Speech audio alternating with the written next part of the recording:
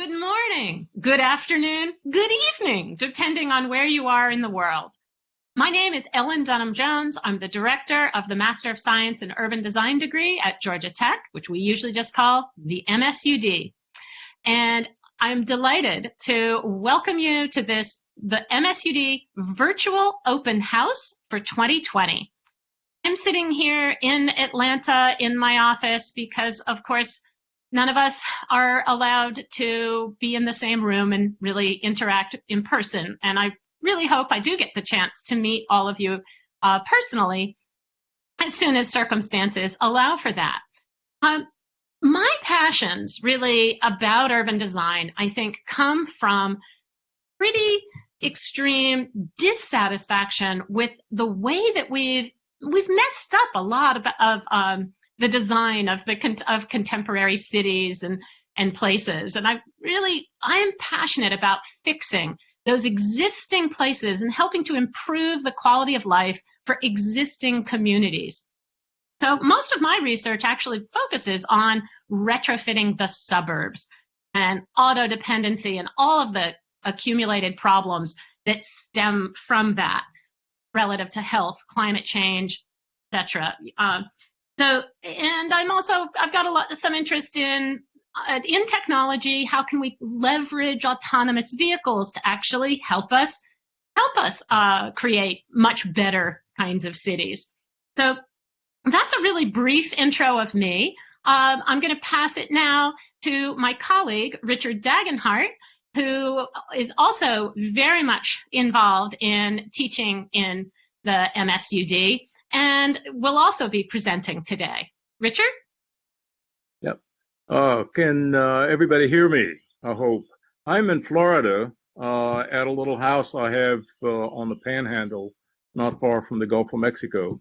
And this is my retreat from the virus that's consuming all of us these days.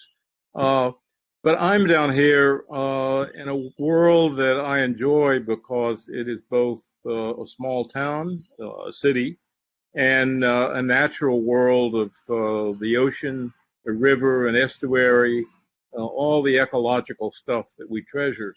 What my interest has been since graduate school is how ecological processes, natural processes, can be woven into urban frameworks in intelligent ways. And that doesn't mean simply putting green stuff in cities. It means the ecological processes themselves that work in rural locations are then transferred to the most urban places that are dense and connected and very livable.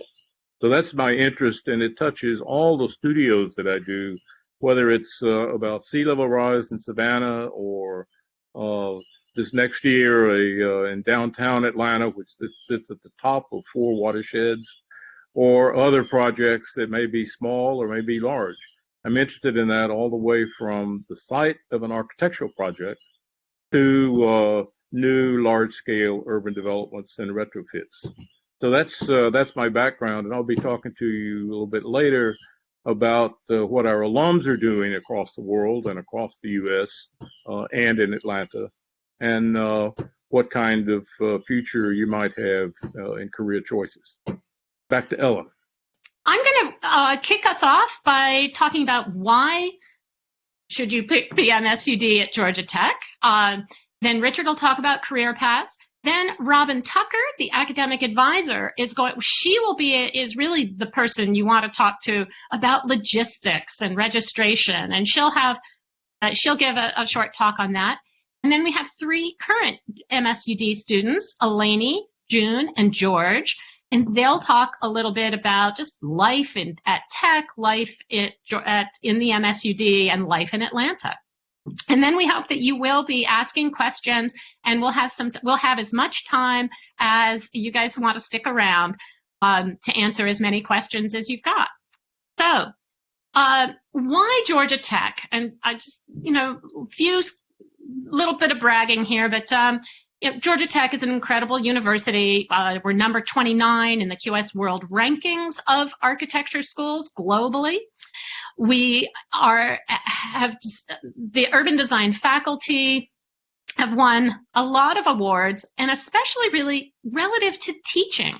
I'm very proud that Architectural Record, a national, really there's only two major magazines on architecture in the U.S., honored me by making me the Woman Educator of the Year for 2018-19 in architecture and design. In 2017, I was made it crowdsourced, voted to as one of the 100 most influential urbanists.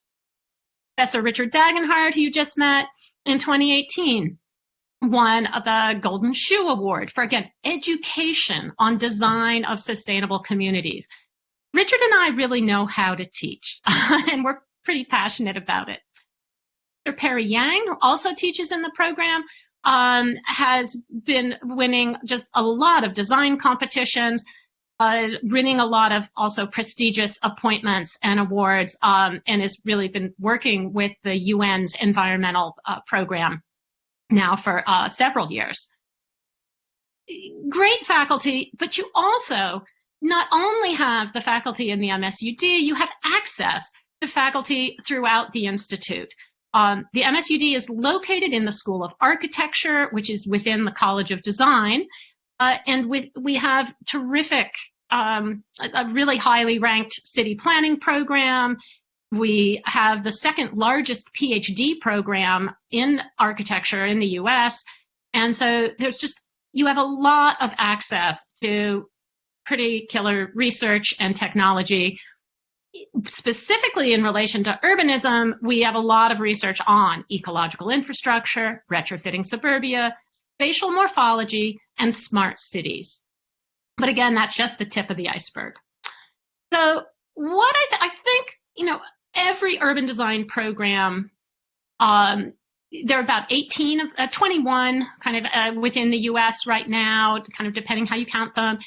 And they all share a lot of similarities, but some of the distinctive aspects, I think, here at Georgia Tech is that certainly we are extremely interdisciplinary. We teach both practical information and we encourage our students to be visionary. And I think we strike a balance that I frankly don't see in a lot of the other schools. And our design focus is absolutely on redevelopment, working with existing communities and systems. We're really not so interested. I mean, we'll do the occasional, we certainly will participate in competitions and things that are highly speculative of a brand new, what something completely new would look at. But we really are much more interested in working with existing places. We also have a very distinctive, we are a 3-semester program, and that third semester has a couple of different options. But what most students do, and what we strongly recommend, is spending the summer in Europe doing in-depth studies of 4 to 5 cities, and we'll talk a little bit more about that. That's the Modern Architecture, Modern City program. It's a really amazing program. We also have a unique practicum program where over spring break, students are placed in internships at leading urban design firms across the US. And it's really an impressive way. We want to help you build your network, and we want those firms to see how fabulous our students are.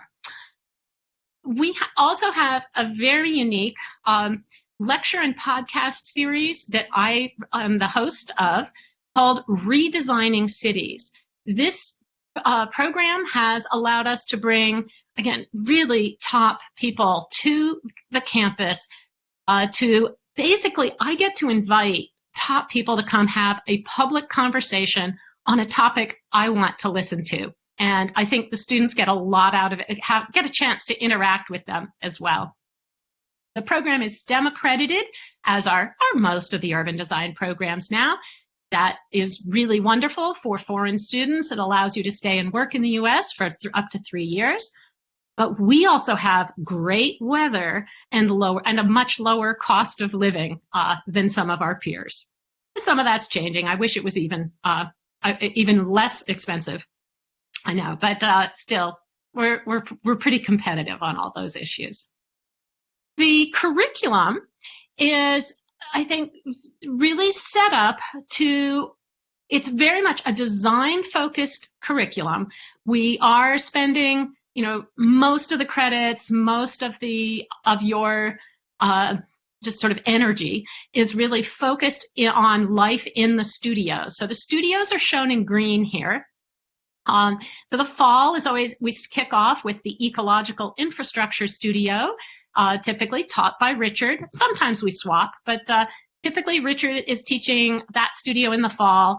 And then you also take an Intro to Real Estate Development required course, very important, a very useful knowledge. You take Theories of Urban Design, lots of reading, really great stuff. And then you get an elective. And there's always a variety to choose from. And there's a month-long winter break in the spring.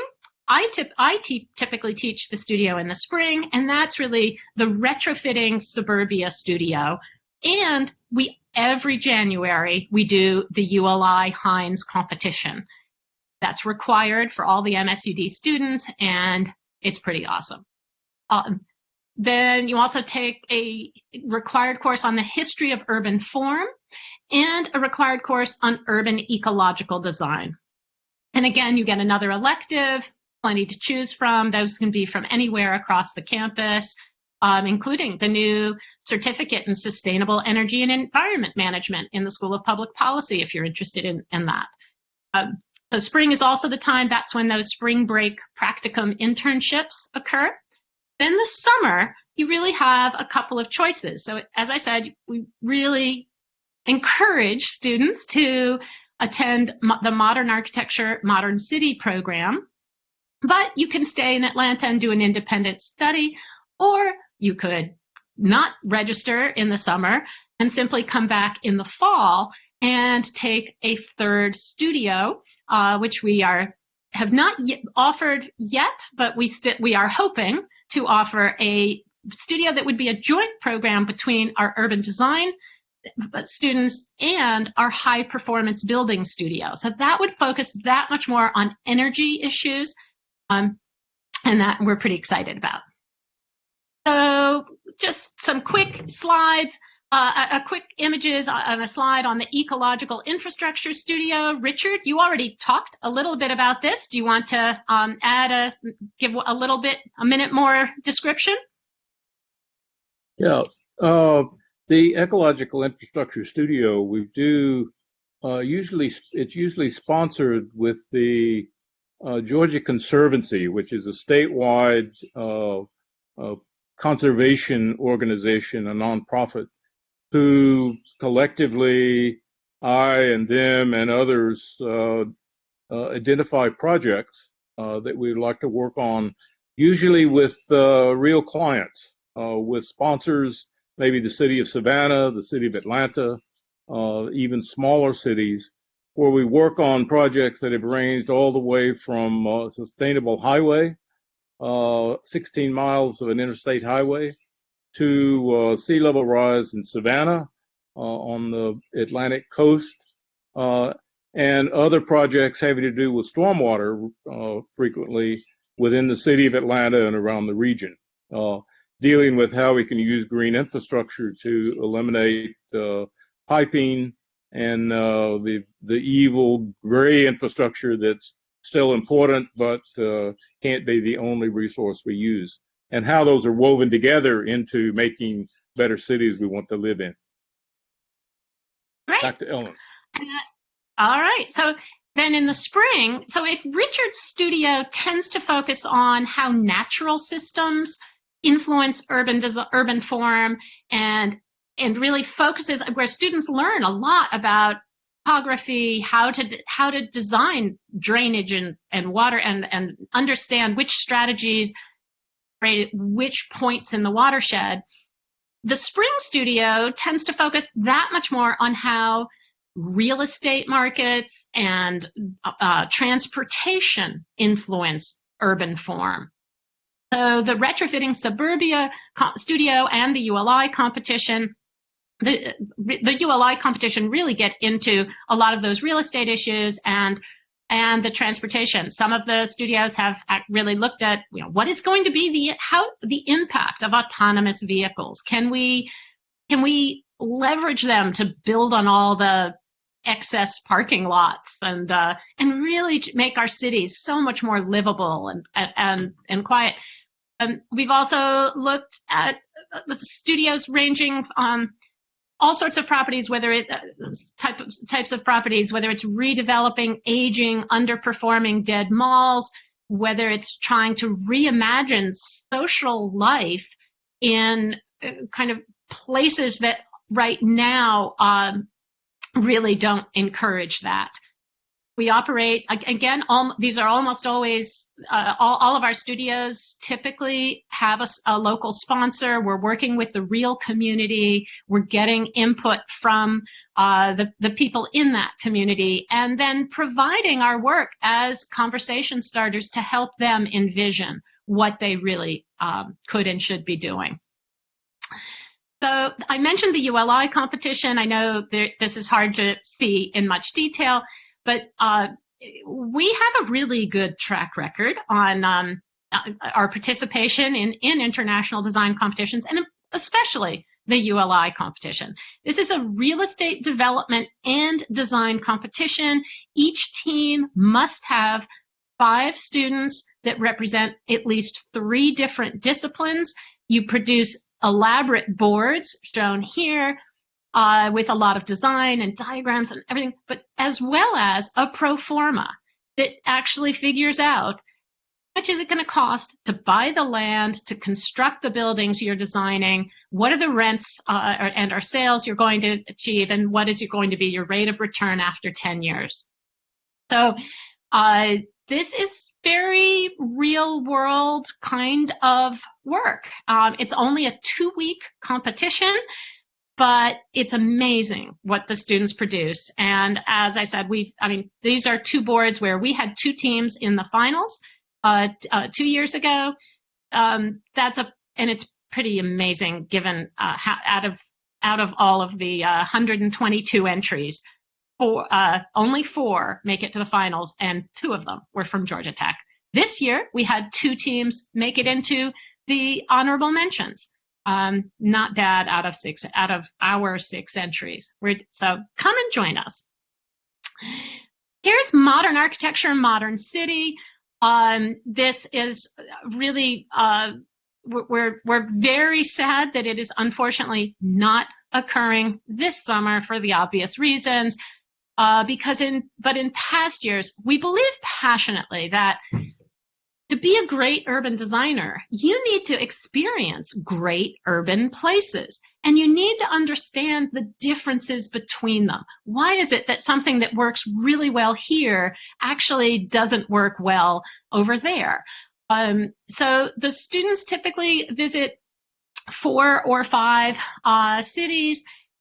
They spend 2 weeks approximately per city with a faculty member who really knows that city and really gets them access to places that this is not just going as an ordinary tourist at all. It's really, though, I think our students come back, not only do they have a lot of fun, but they come back worldly. They come back knowledgeable.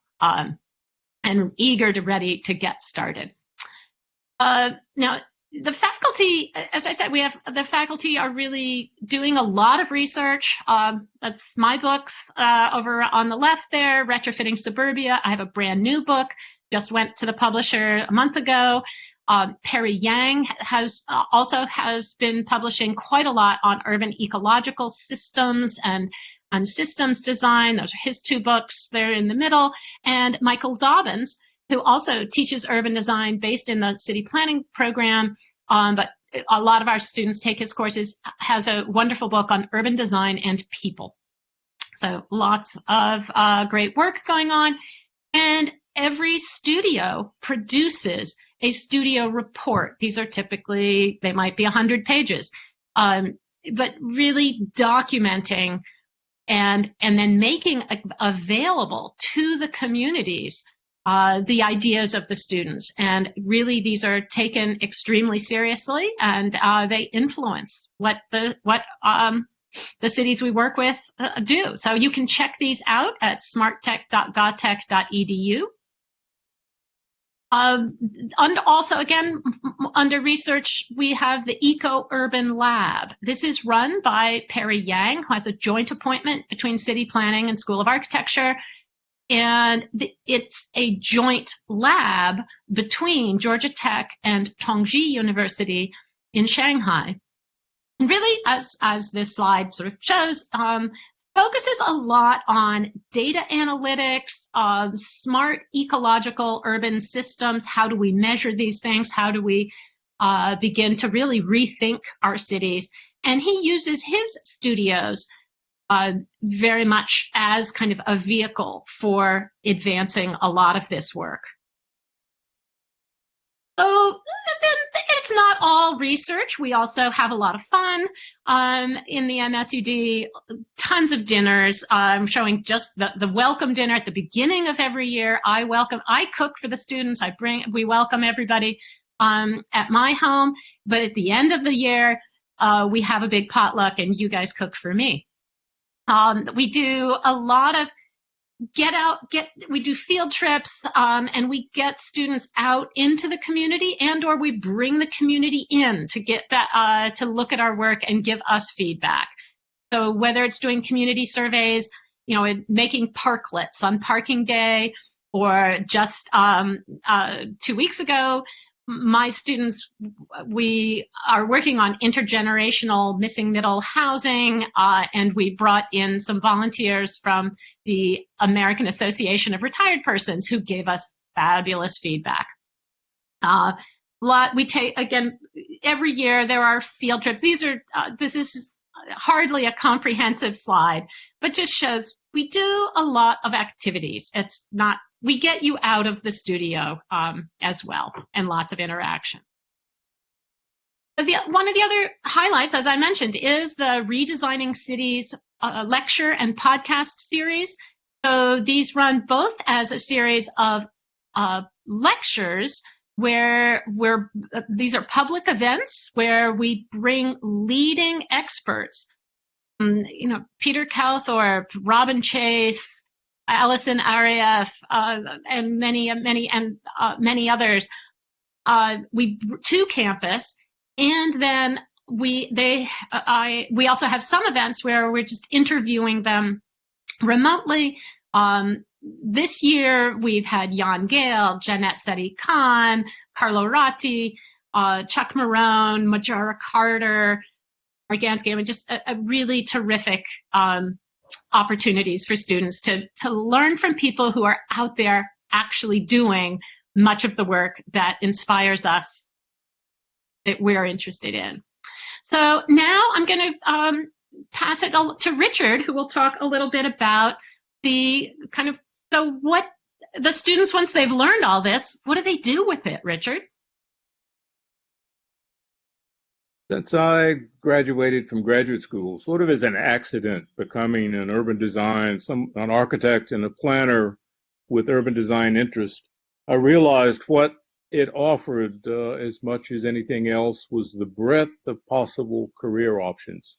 That is, you can speak the language of planning, you can speak the language of cities, speak the language of architecture, speak the language of landscape architecture.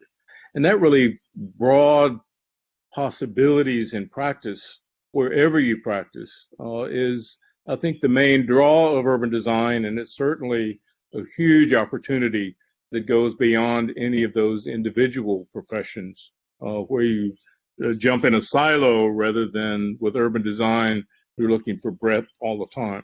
So a lot of our students work in private consulting firms. In Atlanta, one of the big ones is Perkins and Will, and it's interesting, over the past decade, urban design has become a major practice and a center of practice in Atlanta, as really as much as any place else in the world. And Perkins and Will, with our students that started to work there, really began to make that happen. SHAPE is a relatively new firm that is active primarily with projects in Atlanta, but a few things they're doing also in Africa. Smallwood is another firm that's primarily an architectural practice, but they do urban design work in addition. And LAS is another one where our students there, current students there, are working on landscape projects. And one guy who graduated a couple of years ago is now working for Portman, working on projects in the U.S. and in Asia. So there's a lot of opportunities in private practice, private practices, in addition to landscape architecture. Carlos Perez was one of our students, a landscape architect, who, after working in other firms around Atlanta, then formed his own firm and is now hiring our students. One of the pleasures that we have is these firms that are growing in Atlanta, our students are hiring our current students and future students. Ryan Gravel is a student from some time ago now. He teaches with us on occasion. He's the inventor of the Beltline. The Beltline is something that is the equivalent of the High Line in New York and the Promenade Ponte and Paris and other infrastructure repurposing projects around the world. There's also opportunities in community work, public sector. You have students that are practicing in various ways in Charleston, Louisville, New York City, Savannah, Washington, D.C., and a variety of different kinds of projects working directly with communities. And then internationally, many of our students are international students. They work in Atlanta or across the U.S. for a while and then return to their home countries and work doing urban design work now all over the world. The other... let me jump in, Richard, just for a second here. I do think the illustrations on this one show the range of work really well. Mariam Alzabi is in Dubai, where she's from, and she's gone back to Dubai, where she is now working with Expo 2020, an enormous construction of a large expo. But she is the design manager for what the legacy of the expo will be, where it becomes an actual living long-term neighborhood. At a totally different scale, Animesh Shrestha has returned to Nepal and is really working on earthquake mitigation as well as historic conservation and preservation kind of post-earthquake. And he used a lot of his independent study time at Georgia Tech to expand his understanding of earthquake mitigation strategies. And literally his work from his independent study has now become part of a UN document that is a guideline for Nepal's reconstruction. But back to you, Richard. Yeah, and that's an example of how the range of work that our students do, whether in Atlanta or internationally, sort of describes the kind of imagination and experience that we bring to the studios to enable students to begin to think at those different scales. Public sector and nonprofits, again, we have students working in various capacities with the design institutes in China, working with all kinds of projects. Wesley Brown is working in the city of Atlanta with Central Atlanta Progress, which will be a partner in our fall studio. Naomi is working in the city of Doraville, one of the satellite towns of Atlanta, as a city planner. Justin Wallace has been in Nashville, Tennessee for some time, working on a variety of projects, all kinds of things from design codes and so on. Lou Pang, who graduated in 2016, working for the World Bank and has worked on different projects around the country, around the world, working on big policy projects.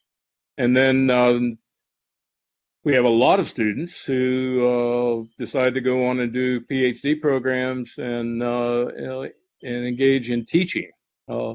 So we have some of those students at Georgia Tech in the PhD program, at MIT, at ETH, Cornell, all over the place. And we strongly help students who want to go on and get a PhD to encourage them and help counsel them and where to go and connect them up with people that we know, including keeping them at Georgia Tech. Exactly. So, all right, I'm going to stop sharing my screen and we're going to switch things over to Robin Tucker, the academic advisor, to talk about logistics and registration. So, Robin, are you there? I am here. Can everyone hear? I can hear you. Oh, now I can see you. Hi, Robin. Everyone, by now you have been accepted to Georgia Tech's Master of Science in Urban Design degree. That's very exciting for you, I'm sure. I am the person who will help you with things like registration, I-20s, telling you what program plan, along with Ellen and Richard in consultation, you will need to do while you're here in order to receive your degree. You may have some questions for me about some things with timing. For instance, if you have let us know already that you plan to come to Georgia Tech, we will be probably late this week and early next week. You should be receiving something from the iStart system about receiving your I-20 and what you would need to do in order to get that and what documents you'll need. The I-20 process, we have not been told with the virus at this point not to go forward with your I-20s. We're moving forward as planned, as we always would. If anything changes with that, we will make sure you're the first to know. But right now, we are planning to see you in fall. We are planning to get your I-20 to you in plenty of time for you to get your visa where you live if you're an international student. I know that a few of you have asked questions about the Institute not sending you your acceptance letter yet. We send you one from the department, and then we forward everything over to our graduate admissions office, and they have to then second that decision. It's usually just a formality, nothing for you to be concerned about. I do know that you will receive a letter from them before I can do the I-20. That's the one caveat. The issue there is that those folks are working through about 20,000 applications.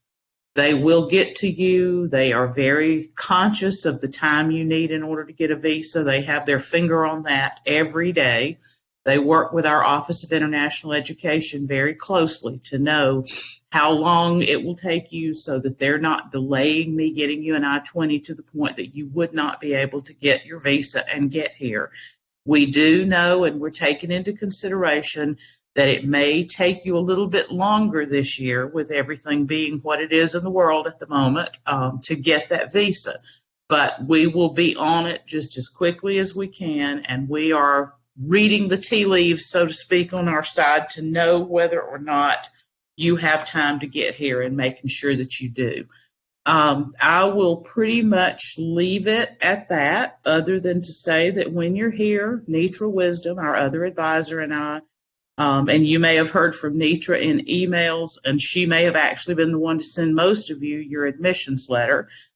We work very closely with Richard and with Ellen and with the administration in the school to make certain that the courses you need are available to you and that your interests are served. We help you look for courses in other areas like city and regional planning.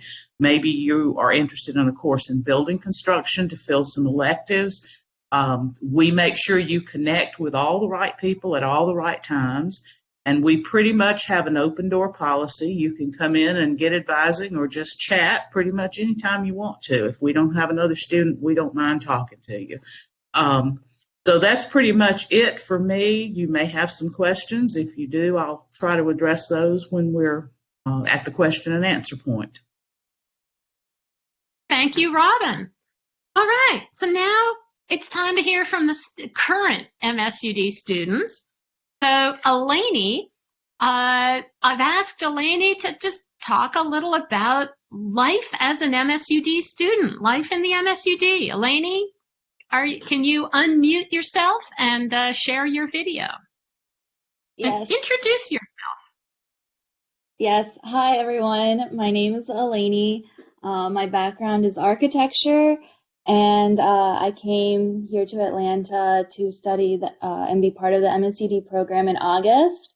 As Ellen has stated, the curriculum required for this program and how it's 3 semesters long. So the coursework is pretty rigorous, but it is very much rewarding in the sense that all of the studios, all of the projects are very realistic, and don't worry, you're not alone in the sense that all of the studios projects that you do them with a group, which is really helpful in connecting with everyone else, connecting with not only urban design students, but also people in architecture as well.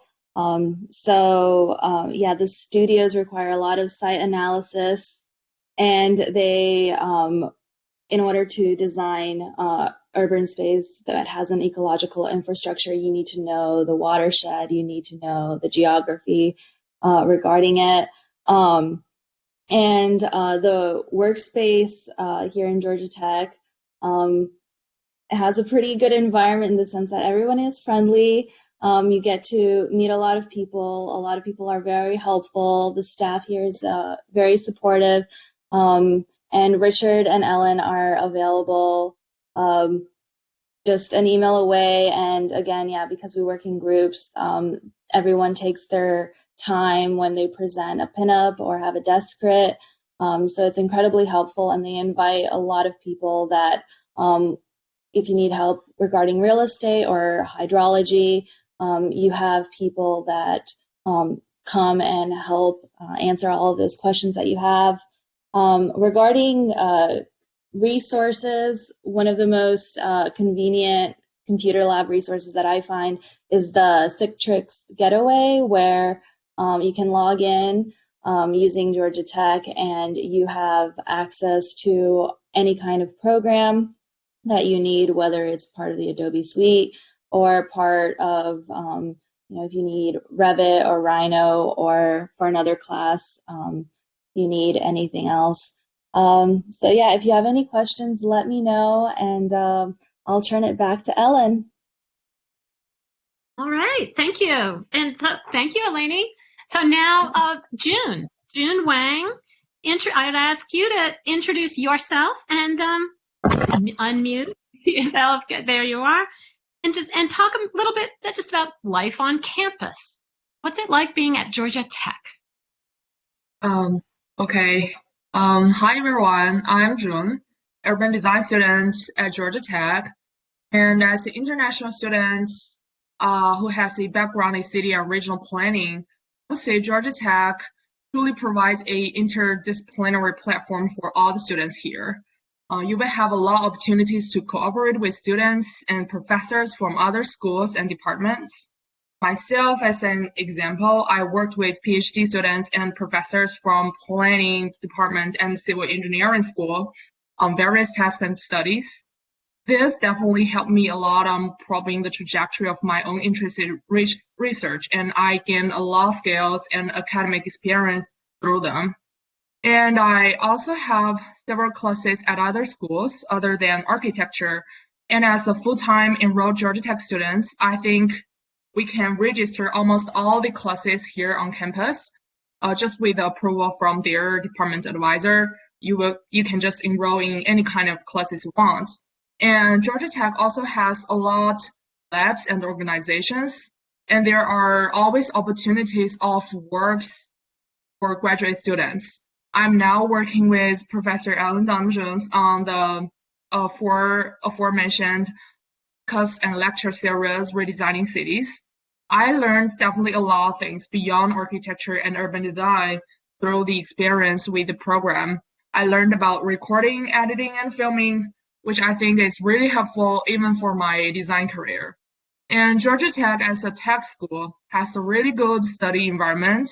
You have the full access to Hinman Building, which are our architecture base camp, basically, and main public academic buildings on campus, regardless of the time of the day. You can also stay here whenever you want, and it's always open for you.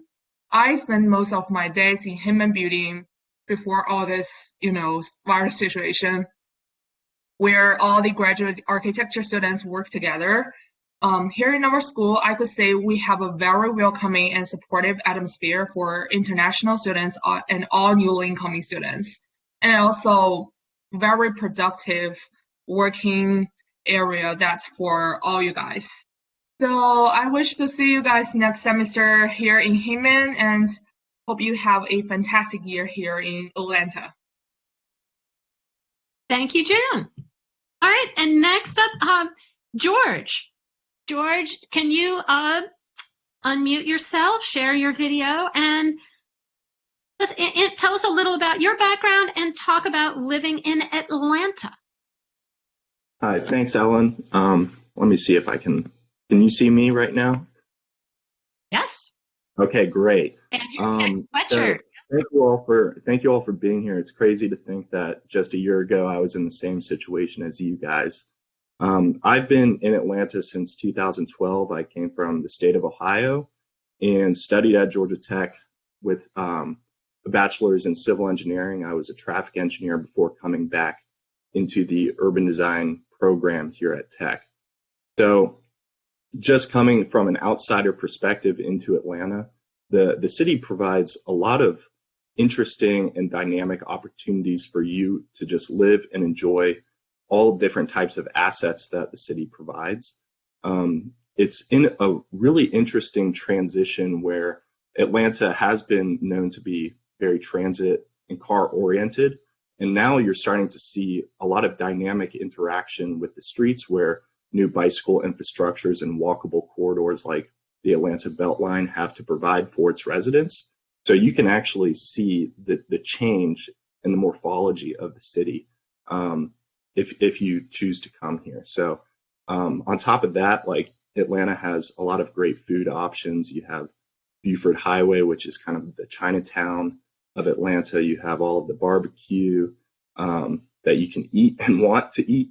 A lot of different ethnic opportunities for food and community interaction that you may not realize until you just spend a couple of days walking around the city. Even though the city is known for sprawl, like a lot of Atlanta has very small in-town communities that you can explore, whether that's through biking or taking the MARTA in and out of all of these amazing small town cities like Decatur, Atlanta, and Inman Park. And really, like, the community itself has so many different opportunities to connect to different places. So I would recommend just exploring the city of Atlanta and really investing in what Ellen and Richard have to offer.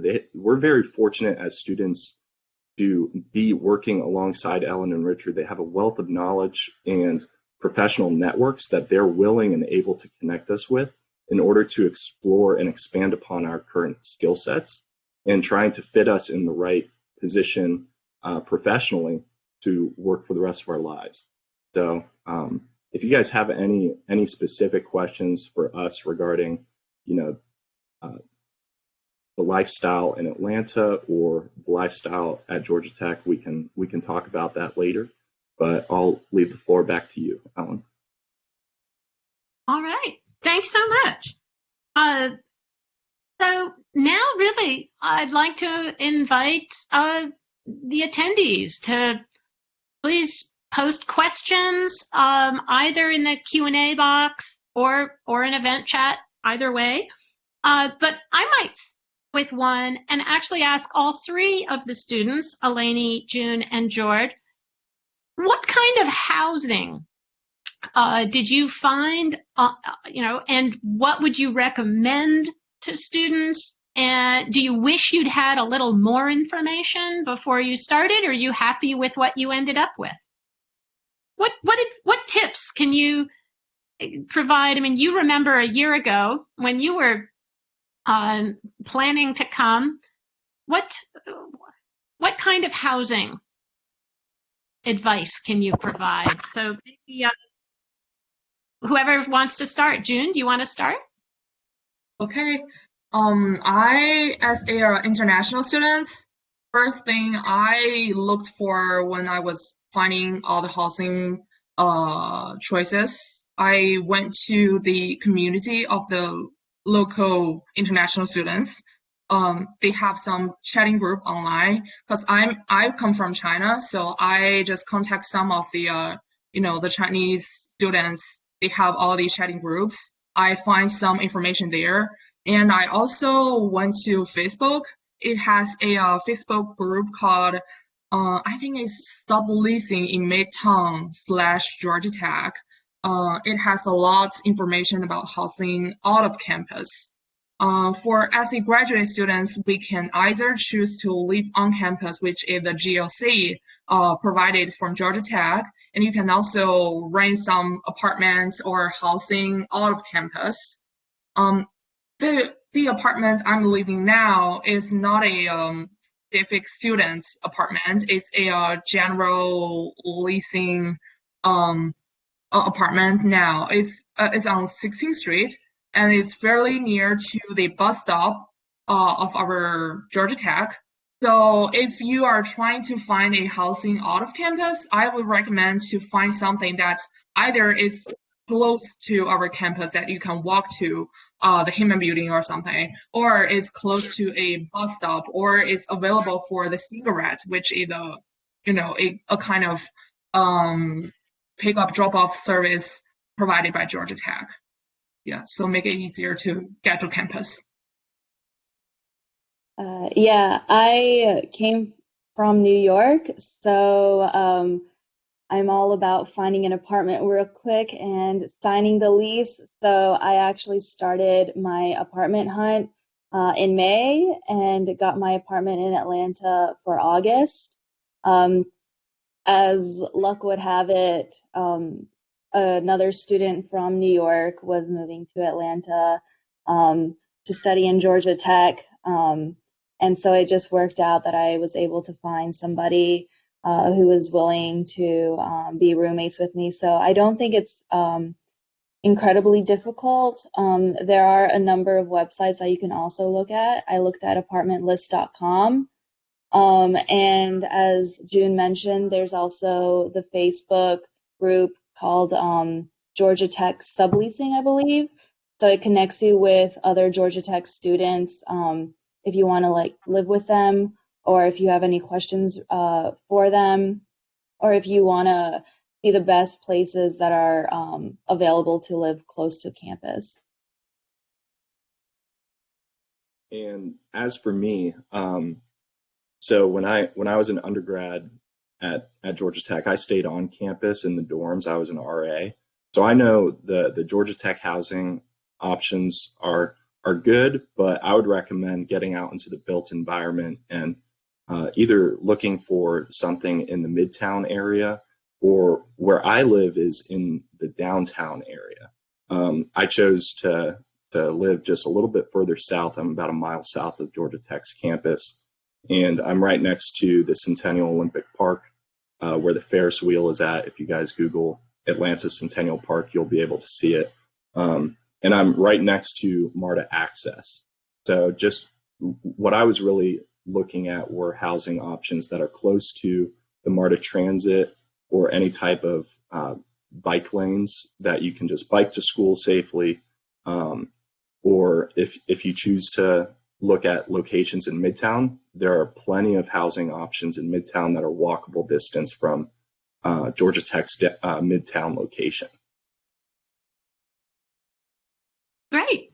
Yeah, I also will pipe in. I bike to school. I got rid of my car 5 years ago, and I've got just about a 4-mile bike trip.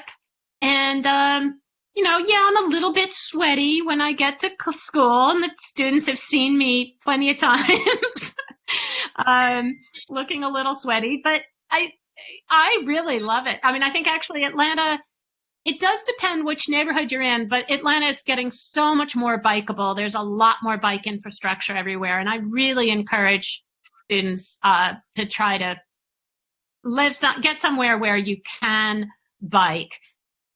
Traffic is terrible in Atlanta. You really don't want to have to try to drive and park. The neighborhoods, what's been happening though, Georgia Tech is right in very much is in the neighborhood called Midtown. So Georgia Tech is very centrally located. The only problem is that Midtown has been going through an incredible real estate boom. There's tons of new housing, but it's also, most of it's pretty expensive, much more than what most students can afford. So Home Park is a neighborhood next to Tech, which has a lot of students living in it. Home Park, it has not had as much redevelopment, and sometimes there have been problems with crime there, but again, if you're biking, you're kind of better off than and they did make some arrests, and that's all kind of, it's much better now than it was. But there are a lot of different options. I just would really recommend always try to live in close. Don't rely on, don't get somewhere, don't move somewhere where you're going to have to drive in. As faculty, we're not very sympathetic if someone's late to class because they got caught in traffic. You're in Atlanta. You're going to get caught in traffic. We know that. So, how about, let's see, I don't see any questions. Carmen, are you moderating? Do you see any questions? I don't see anything showing up from our audience. Questions. We don't have any questions yet, but you guys are ready. I sent a link, so you should be able to access the Q&A, or you're welcome to type your questions into the event chat, whichever is easiest for you. Why don't we talk a little bit more, again, pulling on the students, about studio life in Hinman. I always feel that when students are working in the studio, the quality of the work is better. And I've been really worried about all this online teaching and how we're going to doing remote collaboration, because it's harder for students to really feed off of each other's energy, but more importantly, learn from each other. So you guys now, you're not allowed to go into Hinman. Do you miss it? Yes. Is Hinman a good place to study? Yes. Yes. Yeah, Hinman is, in my opinion, a fascinating building. It was a retrofitted building from World War II times. So it used to be a hangar where the Army used to assemble mechanisms for either airplanes or trucks and ship them out during World War II. And now it's converted into a research studio building where we actually get to not only collaborate with our urban design studio, but we have a lot of other classes with Master of Architecture students and a couple of city planning students that have taken some studios. So you get all of these multidisciplinary collaboration environments where you get to see what other people are actually working on in real time. So it's really like a sandbox think tank environment, and unfortunately we don't have that anymore. So we just have to rely on our own brains. Yeah, I definitely didn't realize how many questions I asked my partners until I had to work at home. So it's a great environment. Everybody is friendly. Even if you have a problem designing and you can just walk around and look around and see a solution that another person has found. So it's great that you have that opportunity at Hinman, as well as there is like a small little library in it. So if you want to have some, like a more private area, you can, or if you have, like need to look up anything, the library usually has like a good number of architecture books to help you. But yeah, I didn't realize how much I missed just walking to Hinman and seeing everybody. I miss the cafe as well in the main building. We actually have like really good coffee and pastries and even some healthy food available too. And then or the Starbucks right up the over in the Clough building. But I know it's really a terrific campus. I think there's a lot of really great. I've taught at a number of architecture schools, and I think as studio space goes, and with the opportunities, we actually have outdoor classrooms. We can go out into the courtyard, and often do. So there's a lot of really. It's a pretty great environment. We're just about to wrap up here. Richard, do you have any closing comments? We have a couple questions. Oh, we do? Okay, I haven't seen them. Oh. Yeah, so our first question is it possible to do a dual degree in MSUD and MGIS?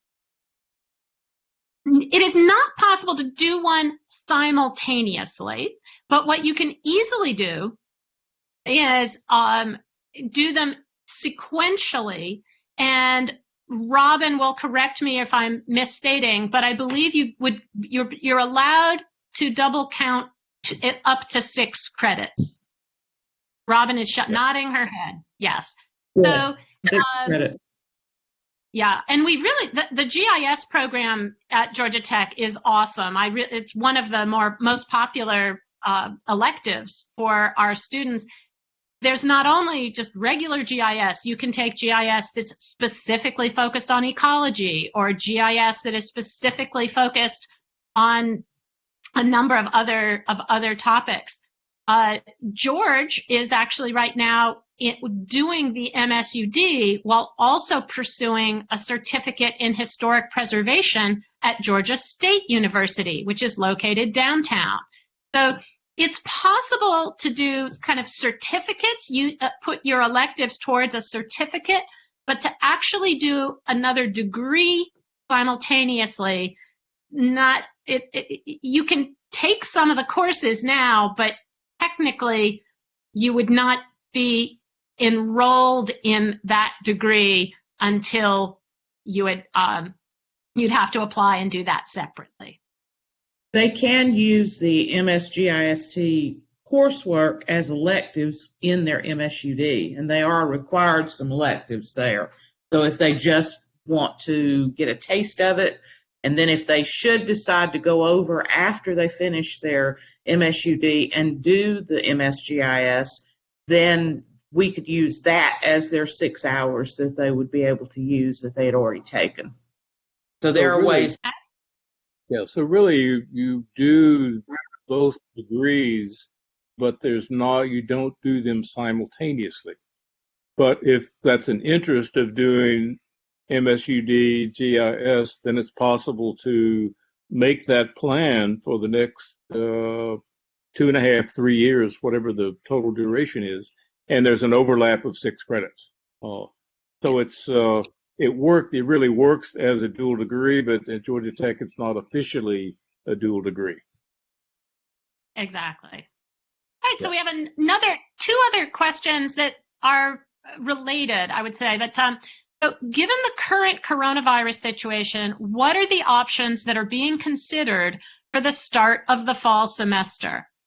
And I'll say that right now, we've had a lot of discussions in the college, and the assumptions at this point are that fall semester is going ahead just as normally planned, and that it will not be on, that by then we will be able to be back in person, in classes, in facilities. That's the official stance. Nonetheless, sure, I'm thinking about it.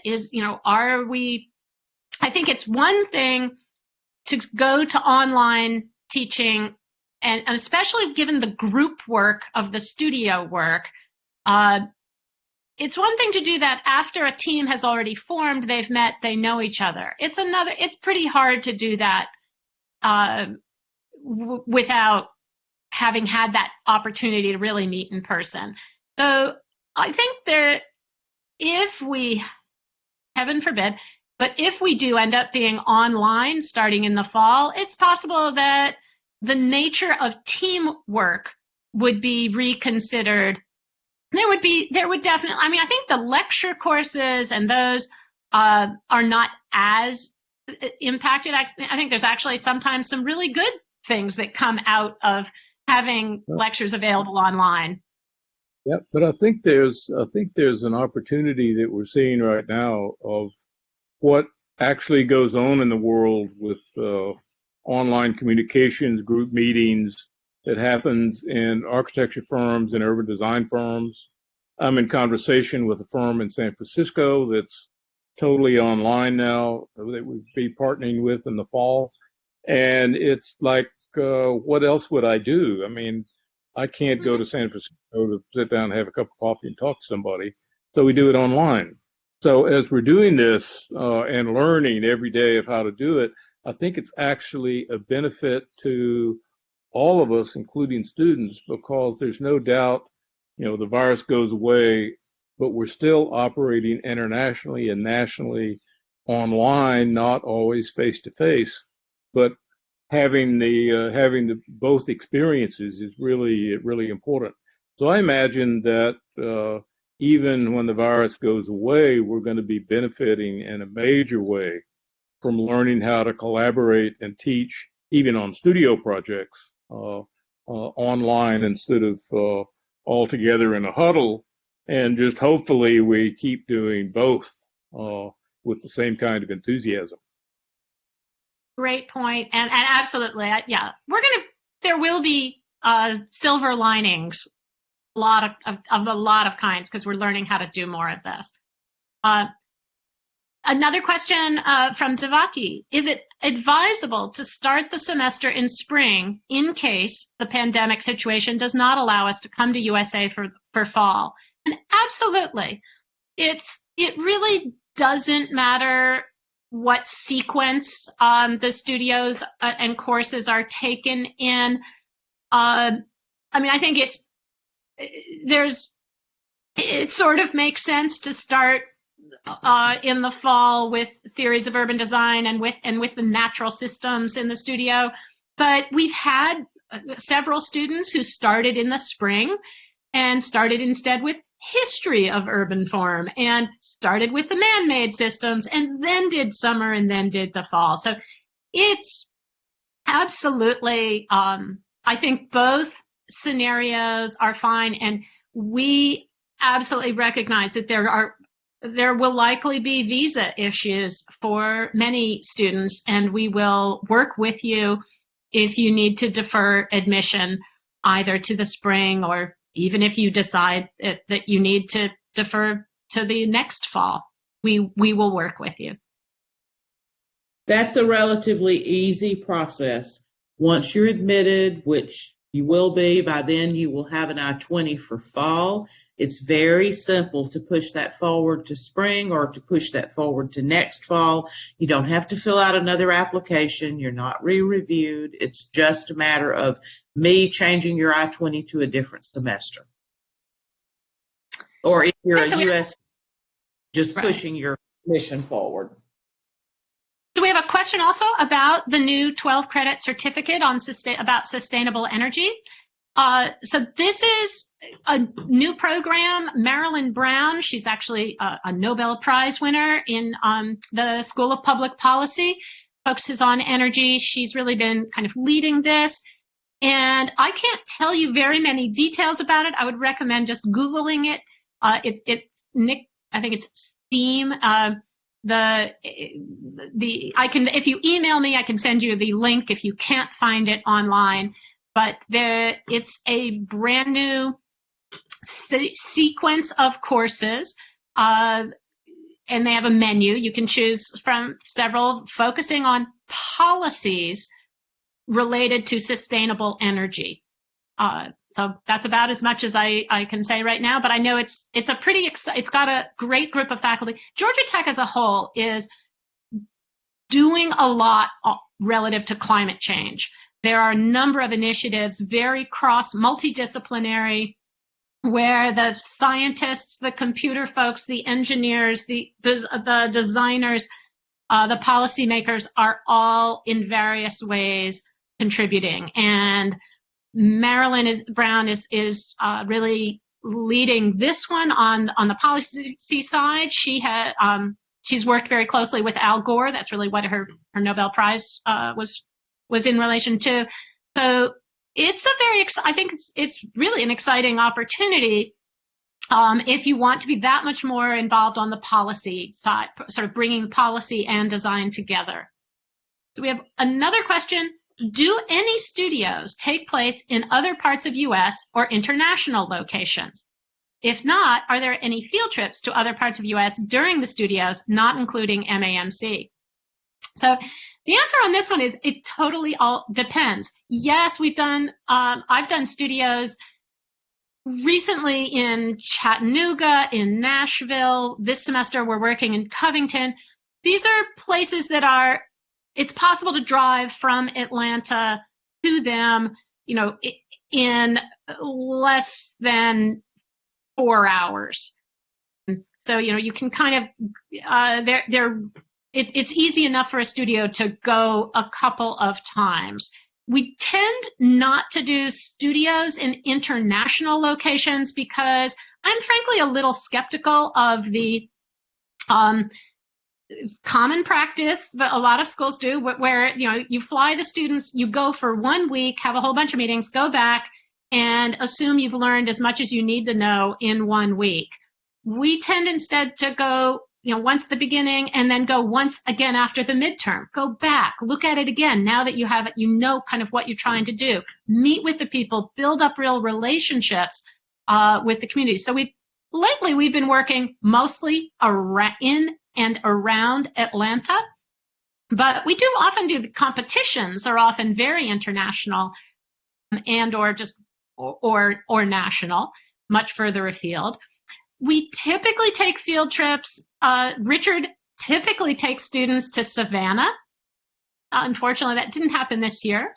I have often taken students down to the Florida Panhandle and will visit Seaside, Rosemary Beach, and Alice Beach, and see a number of new urbanist projects along the way. We've taken students to Serenbe and Eco Village. So yes, we typically have field trips. They might just be a day trip from, from Atlanta, somewhere we can drive not too far away, or they, actually our field trips have always been, we're driving. We're not flying field trips in general. So, what is the joint urban design studio after the summer session, and does it have any credits? Is a question. So this is this one that I said it's not been offered yet. It is something that has been in discussion for some time, but there's going to be a faculty hire, a new person leading the high performance building section degree. And so once that person gets in place, we'll be able to better figure out exactly kind of the logistics of making that joint studio work. But that would be a 6-credit studio where the urban design students would work with high performance building students. It would be similar to one that already operates with the high performance building students and architecture, Master of Architecture students. And it took them a while to kind of really get that working, and that model now is working beautifully. So we want to sort of piggyback on that. And I know some of the high performance building faculty are very interested in high performance urbanism and also really building in that. Perry Yang already really, a lot of his studios and a lot of his work with the Eco Urban Lab is very much already doing this. So I do feel that MSUD students, even without that studio, get quite a lot of opportunities to learn some of the software, learn different things that would help with that. So the follow-up does the MSUD MGIS cannot be taken together in a shorter duration. So the answer is yes, you can take 6 credits that will double count. So it does reduce your overall time. Yes, it will be shorter, but you're technically taking them in sequence, but you're just being allowed to count. You can actually take a number of those courses ahead of time if you use all of your MSUD electives for the MGS, 6 credits of your MSUD electives. I hope that clarifies it. Sabir asks, hello, Sabir. It's good to hear from you. I'd like to know about the PhD program at Georgia Tech and how MSUD can be helpful as preparation. So as we showed in the slide from Richard, many of our MSUD students have gone on to do PhDs. We have 3 that, in the PhD program at Georgia Tech who are MSUD grads. And I think what's so great is we have a very large PhD program at Georgia Tech, second largest in the country. And so they're also in the Hinman building. They have a lot of events. They just in early March, they had a big conference that brought PhD students from around the world. There are a lot of opportunities to just interact meet with the PhD students. Whenever the PhD students are either defending their dissertation proposal or defending their actual dissertation, an announcement is sent out to the entire school. You're welcome to go and really sit in, and you get a chance to learn about what is involved, what kinds of questions are they asking, how did they do this, you get familiar. I think there's a lot of opportunities, and certainly we make you read a lot, we make you write a lot in the MSUD, so you actually are engaged in that level of research. And then your electives, you can take very highly analytical, quantitative classes for your electives to, again, better prepare you. That's a more individual advising. It depends what kind of PhD you want to use, how we would help you direct your electives to help you prepare. Ellen, there's another question at the top that has to do with the placement of students for the practicum. And this says summer practicum, but the spring break practicum that you talked about. Yes. So the spring break practicum mostly comes down, I invite a lot of the professionals at great firms that, if they're willing to host a student. The way the practicum works is you have the students, you're not paid, and the student does have to pay their own lodging and flight and travel expenses. A lot of the firms will make a donation sort of to the student afterwards, but they're not obligated to. So I help to match students with employers. And then it's up to the employer the student has to actually apply and submit a condensed version of their portfolio and a resume. And it's still up to the employer whether they want to accept them. But so far, they always have. That hasn't been an issue because we're really contacting friends and networks. I'm mostly tapping into my network to place the students. As far as summer jobs and even then full-time employment after graduation, I would say it's fairly similar. Both Richard and I will, often are helping make recommendations to students. We, help to let students know, advise students on what firms, who to contact. But again, it's up to the firms ultimately to decide who they want to hire. Yeah, we offer advice of who to go talk to and what we may know about who is hiring and what the job opportunities are. And then it's really up to students to go do the interviews and go through the hiring practice, just like real life every place else.